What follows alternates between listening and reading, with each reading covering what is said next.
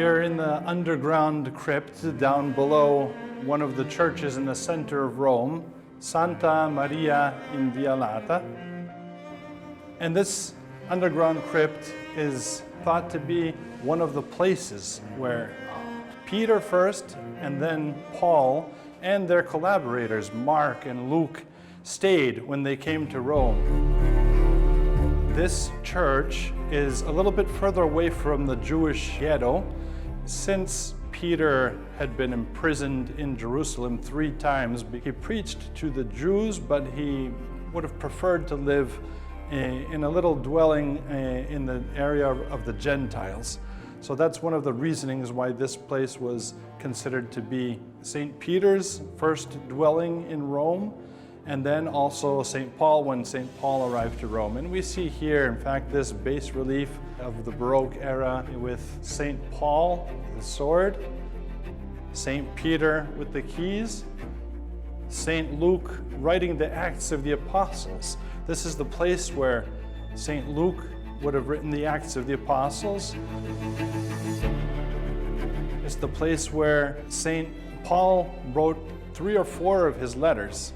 The second letter to Timothy, the letter to the Ephesians, the letter to the Colossians, the letter to Philemon.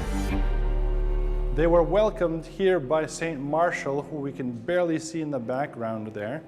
Marshall welcomed them into his home here, and then he was converted by St. Peter and baptized by St. Peter and wound up becoming one of the first bishops. He was sent to Limoges in France. So it's a pretty special place when you think about the presence of the apostles and all of the magisterial teachings that they handed down to us through the letters that were written here.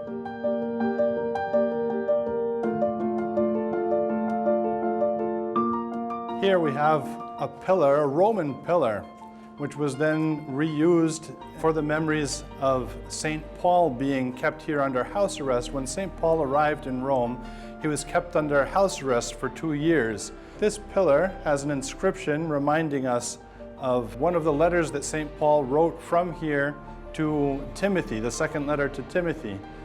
We read over here, "Remember Jesus Christ raised from the dead, a descendant of David. Such is my gospel, for which I am suffering, even to the point of chains like a criminal. But the word of God is not chained." And we see that writing on this pillar. The word of God is not chained, and we can see the markings of the chain that was wrapped around this pillar.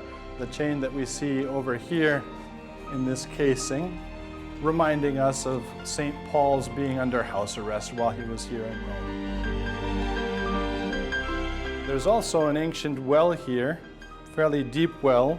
This is where the chain was found, and this shows us this was an old dwelling place originally, a Roman domus, so very well a place where Peter and Paul and Mark and Luke could have lived. And at the same time, it was then used by Peter and Paul to baptize the first Christians in Rome.